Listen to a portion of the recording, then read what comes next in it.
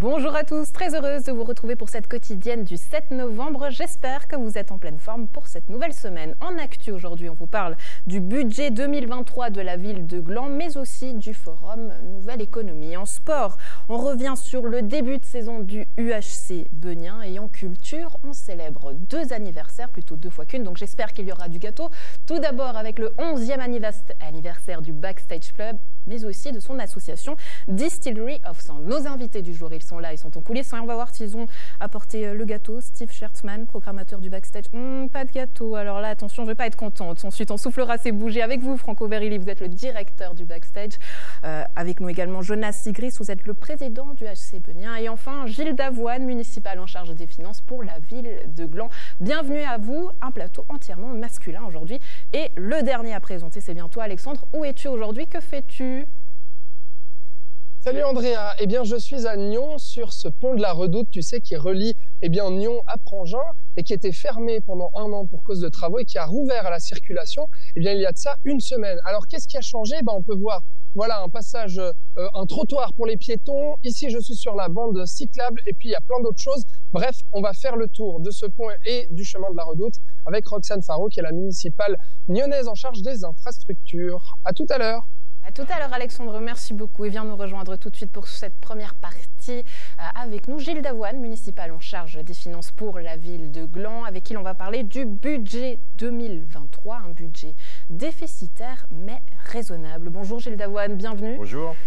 Alors, on va déjà essayer de comprendre comment il est réparti ce budget dans les grandes lignes. Oula.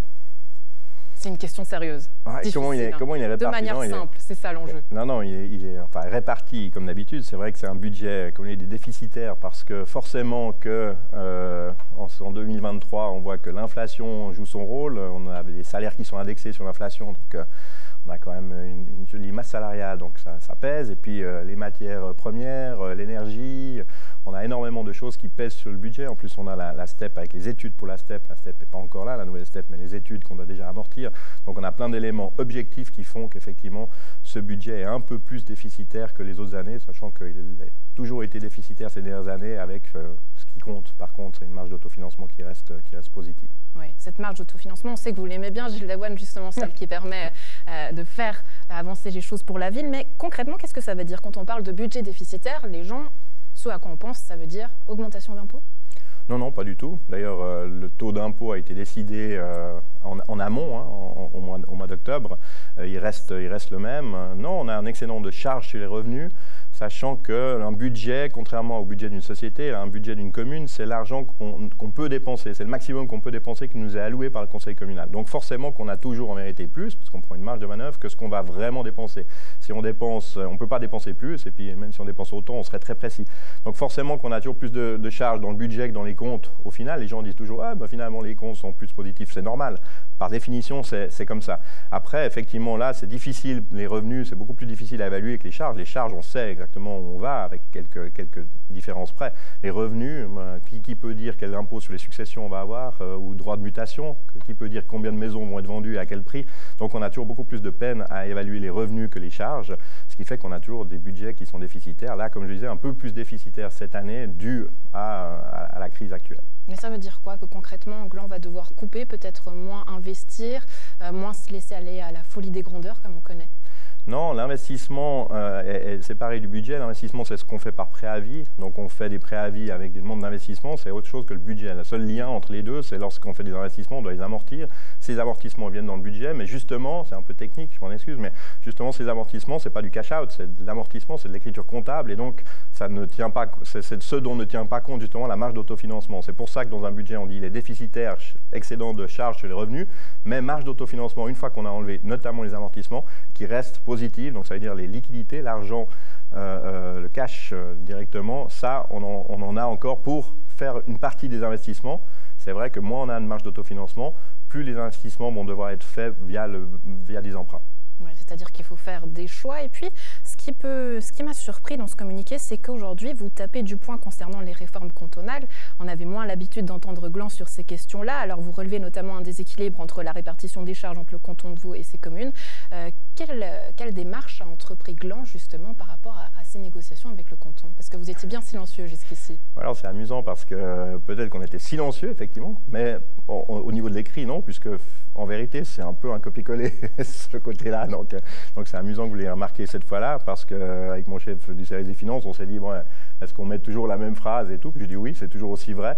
Mais donc, c'est vrai qu'on a Ça coûte moins cher de copier-coller. Ouais, c'est ça, mais puis c'est long, il y a beaucoup à dire, donc il y a beaucoup de nouveautés, mais ça, c'est pas une nouveauté, ça reste vrai. Donc on a remis la chose, on a hésité à modifier un petit peu cet élément, mais non, ça reste tout à fait vrai. C'est vrai qu'on en parle moins parce que Gland est moins touché directement que d'autres communes, donc on se sent moins légitime à venir râler particulièrement sur le sujet. Ça, c'est dû au fait qu'on a une valeur du point d'impôt qui est à peu près assez proche de la valeur moyenne, ce qui fait que du coup, on a moins d'écart et on a moins de problématiques. Et puis aussi par rapport aux sociétés, un rôle, on a vu tout à coup, ils ont beaucoup d'impôts sur les sociétés. Une société part, elle doit des indemnités, puis ça leur fait monter de manière exponentielle les problèmes justement péréquation au sens général. Donc là, il y a vraiment des problèmes. On a vu avec Pierre Lachuit qui disait, il y a un moment où je dois plus à la péréquation que ce que je touche d'impôts. Donc là, il y a des problèmes que Gland n'a pas. Mais par contre, c'est des entreprises aussi à Gland. Oui, les entreprises. L'arrivée même d'un McDonald's, là aussi, c'est du cash qui arrive. Oui, mais on a moins, en proportion des personnes physiques, on n'a pas énormément, pour une ville, la ville de Gland n'a pas énormément au niveau imposition personne morale. On a moins de sociétés que d'autres, avec le E1 par exemple, Roll ou Nyon avec ses entreprises. Donc on est moins touché par rapport à ça, mais ce qui n'empêche qu'on le dit, on a quand même une forte proportion qui est due à la péréquation qu'on ne peut pas toucher. Et puis on attend avec impatience, mais le canton a maintenant, avec la nouvelle législature et le nouveau Conseil d'État, quand même mis un calendrier à jour pour aller dans le sens, déjà au niveau de la facture sociale, parce qu'il y a une initiative qui reste pendante. Donc là, on sent qu'il y a une petite pression, ils ont demandé une année de délai et puis ils vont travailler là-dessus, mais c'est bien parce qu'on va avoir une proposition visiblement qui est différente de celle qu'ils avaient soutenue jusqu'à maintenant et qui avait été acceptée par l'UCV, qui est plus trop d'accord maintenant vu comment ça se passe. Et puis la péréquation elle-même entre communes, où là, de toute façon, on sait que ça devait être remis sur le métier, et là, ça va venir. Donc, tant mieux, mais c'est vrai que c'est toujours un fait que ça pèse assez lourdement sur les charges communales. Ouais, on vous entendra donc à côté de ces communes-là pour la suite. On va refermer cette page fiscale avec deux aspects sociétaux. Tout d'abord, le forum économique qui aura lieu le 9 novembre dès 16h au Théâtre de Grandchamp. Est-ce qu'il y a des nouveautés, sachant qu'il y a un budget déficitaire? Est-ce que là, on pourrait se dire, oh bah tiens, on ne met pas trop en avant nos entreprises, ou est-ce qu'au contraire, il faut d'autant plus les aider? Bon, raté, parce que comme c'est le 9 novembre, comme vous l'avez dit, c'est donc 2022, c'est sur mon budget 2022. Alors, il était déficitaire aussi, mais moins que celui-là, c'est pas le même budget. Non, on a toujours des nouveautés dans le sens où ça se renouvelle grâce aux différents intervenants, aux sujets évidemment qui sont pas les mêmes, au prix nouvelle économie qu'on remet et qui est évidemment pas aux mêmes personnes. Après, le concept de base reste le même, c'est à Grandchamp. Il y a aussi des sociétés, des stands qui viennent se présenter. Il y a ensuite les conférences, il y a une table ronde avec les différents conférenciers pour que le public puisse participer. Et puis il y a la remise du prix Nouvelle Économie. Et puis comme il se doit, un apéro qui, malgré le budget déficitaire, sera toujours aussi bien. Oui, on sait que vous faites plaisir aux Glandois. Enfin, pour terminer, pas toujours, puisqu'il y a notamment des petites réactions sur les réseaux sociaux. Vous savez de quoi je veux parler. C'est qu'aujourd'hui, Gland, on s'étonne qu'on puisse retransmettre la Coupe du Monde. Et ça fâche beaucoup les Glandois et sur les réseaux sociaux. Ouais. Vous dites que c'est pas une fan zone. C'est quoi alors, Gilles Davoine? Ah non, je dis pas que c'est pas une fan zone. Non, c'est une fan zone. Je dis, alors déjà, je savais pas de quoi vous parliez parce que sur les réseaux sociaux, ça râle beaucoup pour tout et pour n'importe quoi. Parfois à juste titre, souvent, à mon sens, pas à juste titre parce qu'on connaît pas les sujets. Et non, c'est une fan zone. Ce que je dis, c'est qu'on crée pas une fan zone. On a un lieu convivial qui est la patinoire qui est là chaque année. Et puis on en profite pour dire, tiens, pourquoi pas dans ce lieu convivial faire aussi ce lieu convivial pour les supporters de football. Pourquoi on a maintenu ça? C'est simple, parce que je pense que c'est une hypocrisie totale de taper sur les seules personnes qui n'y peuvent rien, c'est-à-dire les supporters de football. Les supporters de football, je pense qu'ils ont le droit d'aller, comme d'habitude, voir les matchs de football ensemble. En plus, ça fera l'économie d'énergie plutôt que d'avoir 40 téléviseurs allumés, on aura 40 personnes ensemble. Aujourd'hui, la tendance est plutôt à boycotter cette... Oui, c'est stupide. C'est stupide, pas parce qu'il faut... Vous faites partie des seuls à le diffuser. Non, je pense que c'était... diffuser, non, la RTS diffuse les matchs et donc tout le monde va les regarder. Le Conseil fédéral, actuellement, a mis en place une commission mixte Qatar-Suisse parce qu'on a doublé nos échanges commerciaux l'année dernière, 750 millions. Et puis on leur dit à quel point nos échanges sont intéressants, à quel point on voudrait leur donner des... diffuse cette Coupe du Monde parce que c'est une question d'argent? Non, c'est justement pas du tout une question d'argent. C'est la seule chose qui n'est pas une question d'argent. On pouvait taper sur la FIFA il y a 12 ans parce que c'était ridicule de donner cette Coupe du Monde au Qatar. On peut taper sur l'ASF qui dit l'équipe de Suisse y va. On peut taper sur la RTS qui dit on diffuse les matchs. On peut taper sur le Conseil fédéral qui fait du business avec le Qatar et qui en a jamais fait autant. Alors, mais par contre, on peut pas taper sur les supporters de football qui eux n'y sont pour rien du tout. Ça va rien changer du tout. Et eux, ils ont envie de regarder ce match ensemble, peut-être pas. Il vaut mieux le regarder tous ensemble que c'est plus sympathique. C'est plus économique. C'est plus convivial, c'est plus sympathique, c'est plus économique et effectivement énergétiquement parlant, ça vaut mieux que d'avoir 40 téléviseurs allumés. Donc franchement, c'est une polémique qui pour moi n'a aucun sens. On tape sur ce qui est le plus facile, mais ce qui est totalement inutile. Le Qatar, ils n'y voient pas la différence. C'est sur d'autres choses qu'il faut taper si vraiment il faut taper. Je suis d'accord sur le fait que cette Coupe du Monde au Qatar est un non-sens total, une hérésie et qu'il ne fallait pas la faire. On a presque réussi à fâcher Gilles Davoine. En tout cas, merci beaucoup d'avoir répondu à nos questions. Avec la maison plaisir. À vous de choisir ou pas. Si vous irez peut-être voir cette rediffusion de la Coupe du Monde à la patinoire de Diffusion, pas rediffusion. Rediffusion, peut-être qu'ensuite on fera la... Ah non, on fait pas les replays. On n'a pas prévu ça, c'est vraiment le direct qui prime. Ah, on ne sait jamais avec Blanc. Hein. C'est que vous aimez la folie des grandeurs, donc pourquoi pas. Gilles Davoine, merci beaucoup. Merci. Alexandre, on retourne à toi. Alors dis-nous tout sur ce pont de la Redoute. Oui, alors je suis en compagnie de Roxane Faro. Bonjour. Bonjour Alexandre. Alors vous êtes la municipale en charge des infrastructures pour la ville de Nyon. Alors voilà, on est sur ce fameux pont de la Redoute qui relie donc Nyon à Prangin, qui a rouvert à la circulation après 1 an de travaux. Alors Roxane, qu'est-ce qui a été fait sur ce pont? Alors le pont, il a été élargi, ce qui nous a permis de pouvoir maintenant faire une bande dédiée aux cyclistes. Donc on a une bande mixte et un trottoir pour les piétons, là où on marche. Voilà. D'accord. Et alors ça a été un travail de longue haleine, je crois que c'est plus de 15 années autour de ce projet, mais pourquoi? Pourquoi autant de temps pour élargir un pont, j'ai envie de vous demander? Alors, il y a eu divers épisodes dans ce dossier-là.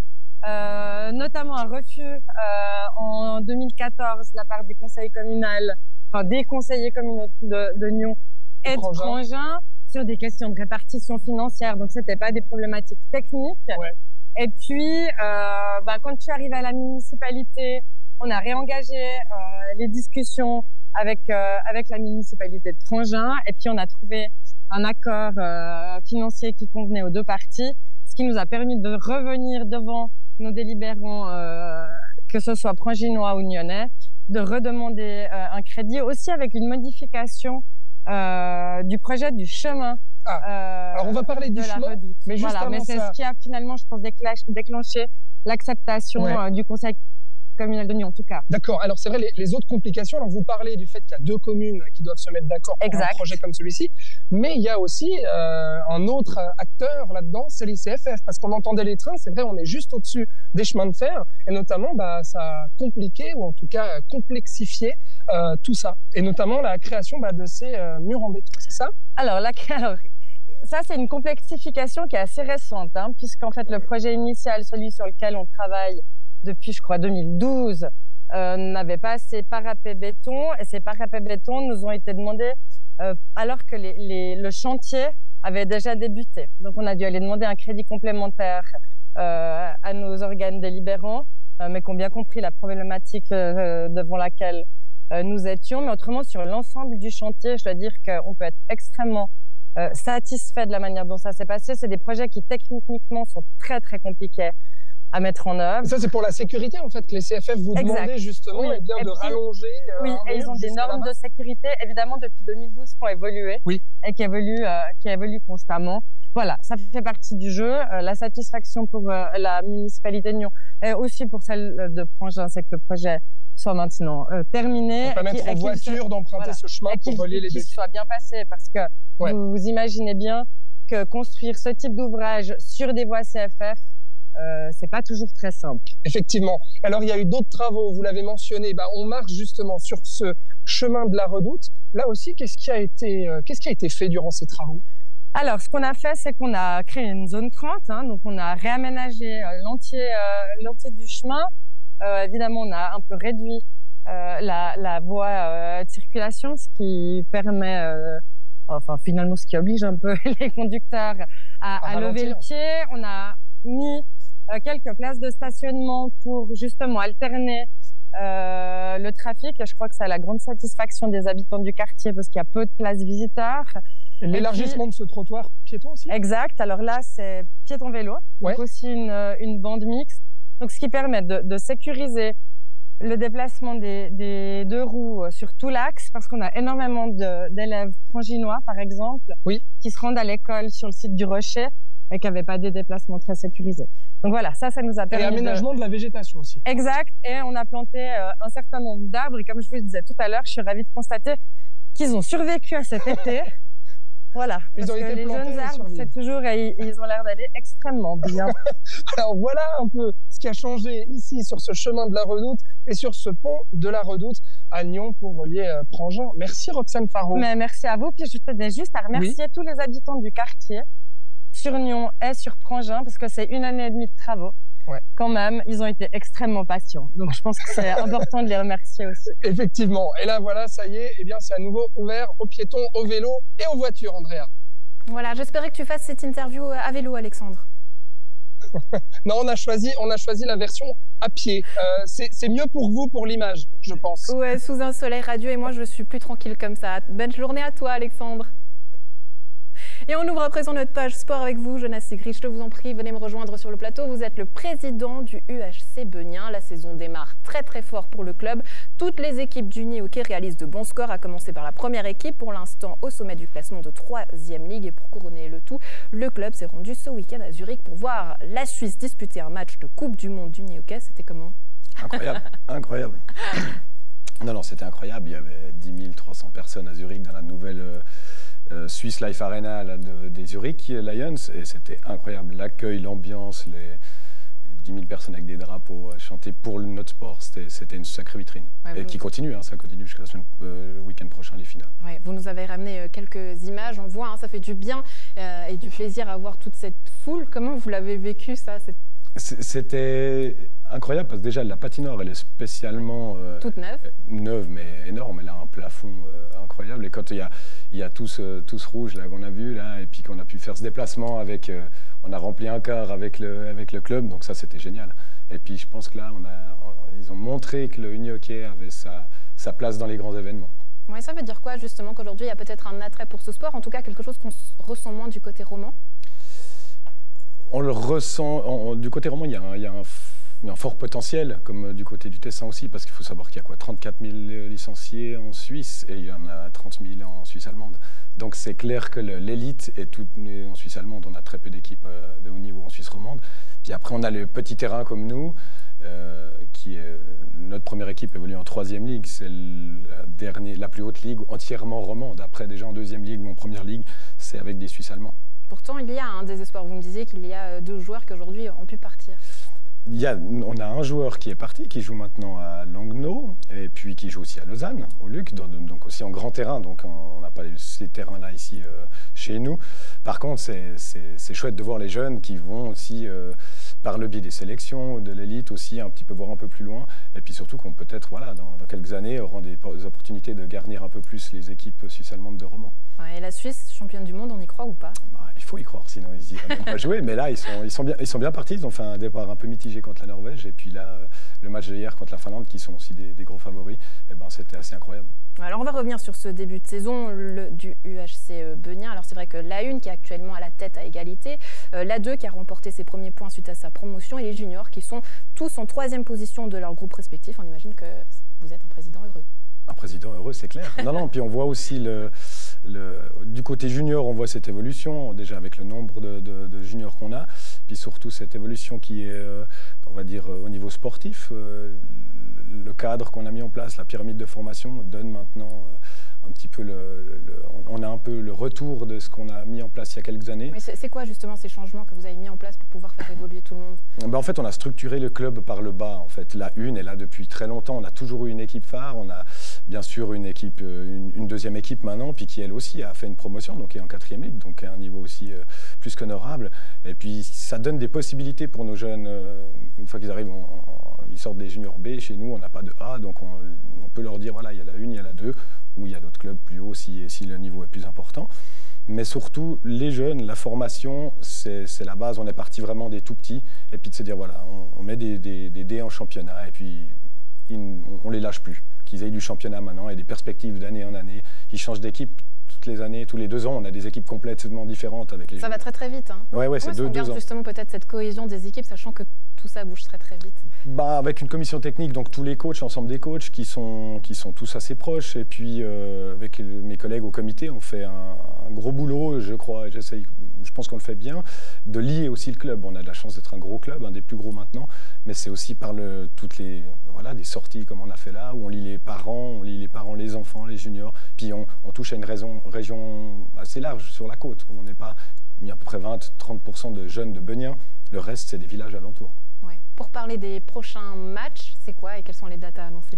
Alors, il y a un week-end complet à Beugnin qui va être intéressant pour venir découvrir ceux qui ne connaissent pas ou venir soutenir. Il y a les juniors C qui sont le 19 novembre. Et le lendemain, c'est la une qui joue, c'est samedi et dimanche complet à Beugnin. Donc, il faut venir découvrir ces matchs, voir des juniors. Et le lendemain, l'équipe phare qui joue. Puis tous les autres équipes seront en déplacement ce week-end-là. Donc, il y aura un peu de...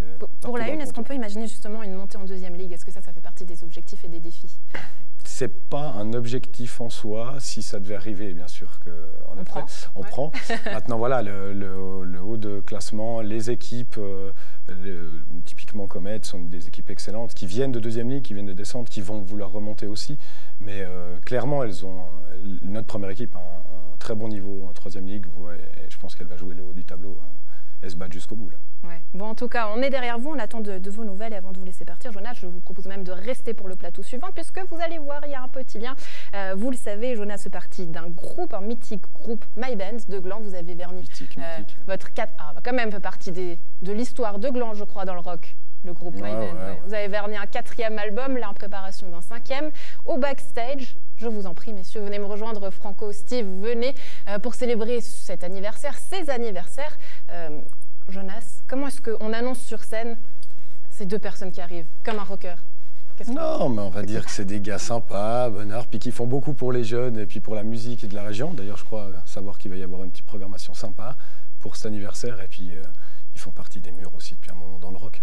Ouais. Pourquoi c'est important qu'il y ait un lieu comme ça à Gland, selon vous?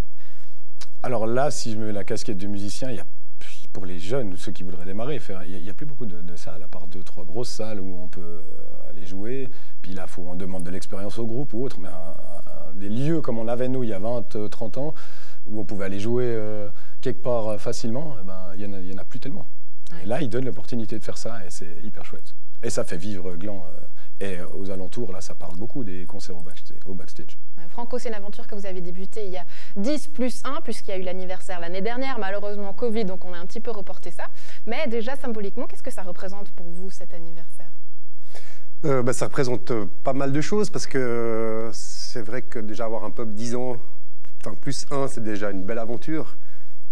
On sait, il y a quand même pas mal d'établissements comme ça qui tournent assez facilement, qui changent de propriétaire. Donc je suis déjà content d'avoir pu tenir 10 ans +1, passer le Covid, passer pas mal d'étapes, donc très content. Et puis très content aussi de comment ça s'est développé en fait avec le temps. C'est vrai que les premières années, on essayait de faire un peu de la musique comme on pouvait.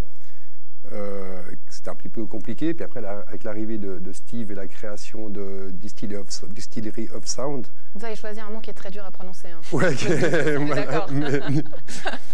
Du coup, ça a amené, vraiment un professionnalisme dans la musique. Et puis, effectivement, là, on peut vraiment... on a vraiment pu se positionner comme une salle de concert, en fait. Même si on est un pub. Ouais. Voilà, maintenant on a vraiment des demandes comme une salle de concert. Cette carte de visite et cette salle de concert, ce qui est très intéressant, Steve, et on en discutait tout à l'heure lorsque vous êtes arrivé avec Jonas également, c'est qu'aujourd'hui encore, il y a des nouveaux groupes qui se forment et qui souhaitent venir sur scène, et ça passe par le backstage. Exactement, oui. Ouais, effectivement, d'ailleurs, l'idée de la SOS, c'est de pouvoir amener une scène à des jeunes groupes qui puissent vraiment travailler leur jeu et puis qui prennent confiance en eux. Ça, c'est super important. Pas toujours rester dans une cave, il faut oser sortir. Donc ça fait un peu sens du coup de faire ce premier petit festival samedi prochain. Ouais. D'avoir un jeune groupe qui débute et qui, je pense, je leur souhaite que ça soit prometteur. Et puis ensuite un peu des anciens qui vont venir jouer. C'est important pour vous, ça, justement. On voit notamment dans vos programmations, souvent vous allez chercher les plus jeunes et les anciens et de créer peut-être ces passerelles aussi, de montrer que le rock peut-être évolue. Ou puis qu'il existe toujours. Une certaine nostalgie, parce que finalement, le rock, ça évolue pas trop. On a cette image qui est très ancrée. Hein. Je vous regarde aussi, Jonas. Je pense que le rock, beaucoup disent qu'il est mort, mais je pense on a tous un rocker au fond de nous. Et le rock, le blues, c'est la base de tout. Donc pour moi, c'est important de garder une scène rock dans la région. Parce qu'il y en a, comme disait Jonas, il n'y a plus. Il n'y a plus de scène vraiment avec des programmations, on va dire, rock dans le sens large. Ouais. Le rock est mort, Jonas? Non. Le rock, ça va perdurer. C'est plutôt l'activité. Tout a changé avec l'industrie du disque, les Spotify et autres, qui ont amené plein d'autres choses hyper positives aussi. Hein. J'étais plutôt réfractaire au début, puis je fais comme tout le monde. Mais je pensais vraiment pour les jeunes groupes. Moi, déjà, j'en vois moins, mais on suit un peu moins. Mais la plateforme, de donner une estrade à ces groupes-là, qui, comme il disait, sortir d'une cave. Nous, c'est ce qui nous a fait dans les années 90 sortir d'une cave. C'était quelqu'un à Genève qui nous a dit « venez jouer ». Et puis c'est comme ça qu'on a découvert, en fait, les concerts, c'est la base.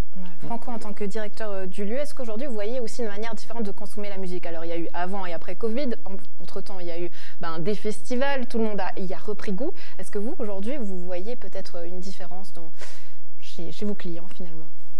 En fait, moi j'ai l'impression qu'aujourd'hui, on parle beaucoup de grosses têtes d'affiche, on parle beaucoup des gros mastodontes de la musique qui vendent plus beaucoup d'albums, mais qui sont présents sur les réseaux sociaux un peu partout. Donc j'ai l'impression qu'on parle beaucoup de ça. Et puis j'ai l'impression que aussi les jeunes, ou le public en général, oublie qu'il y a des groupes plus modestes qui sont tout aussi bien à découvrir, qui sont peut-être pas sur la grande scène à Paléo, mais qui ont aussi des qualités, et puis qui sont aussi qui sont de notre coin, qui sont nos amis, qui font vivre aussi la culture dans la région. Et ça, je pense que il ne faut pas forcément tout le temps chercher le gros groupe qui va forcément faire de la grosse promotion et puis la grosse tête d'affiche qu'on peut balancer, que tout le monde connaît. C'est pas parce qu'on est connu sur une grande scène qu'on a du talent. Il y a des jeunes groupes qui ont un talent de dingue. Et c'est une première expérience aussi, une vitrine pour peut-être leur permettre d'aller, vous êtes programmateur aussi pour d'autres festivals, qui leur donne aussi une carte de visibilité pour la suite. Et puis il faut être curieux, il faut sortir, même pour le public. Le public, ils ont de la peine à aller dans des petites salles. Une fois que c'est au doc, c'est à la limite dans des grands stades, mais avant, les gens, ils ne sont pas curieux. Et c'est important. Ouais. Comment est-ce que vous stimulez justement cette curiosité et peut-être donnez-nous envie avec la programmation de ce week-end? Moi, je saoule beaucoup mes amis. Venez. Donc, on les saoule à quoi? On leur dit des messages, exactement, et puis des invites, et puis je sais pas comment expliquer ça. Venez, ça va être bien. Ouais. Voilà, vraiment, ça va. En plus, la programmation de samedi, elle est vraiment chouette. The Foo, qui est vraiment un groupe sur la scène suisse qui fonctionne super bien, un excellent blues. On a un peu les résidents du backstage par ça, qui eux, ils envoient vraiment du lourd. Ils font des covers vraiment, vraiment bien. Et puis les petits jeunes, que j'ai vu une fois un concert. Et ils sont prometteurs. Tout ça, c'est à voir au Backstage Pub à Gland. Jonas, vous y serez? Ouais, c'est sûr. On va faire une délégation du New Hockey de nouveau. Exactement. On vient avec un bus, un car, et tout le monde se on vient avec un car, plus de Super. Voilà, messieurs, merci beaucoup d'avoir été avec nous. Longue vie finalement à votre pub, à la musique aussi, au rock et aux artistes de chez nous. Très belle journée à vous. À très bientôt. À toi aussi. Merci. À la maison, un plaisir d'avoir été en votre compagnie. On se retrouve demain. Bonne suite de programme.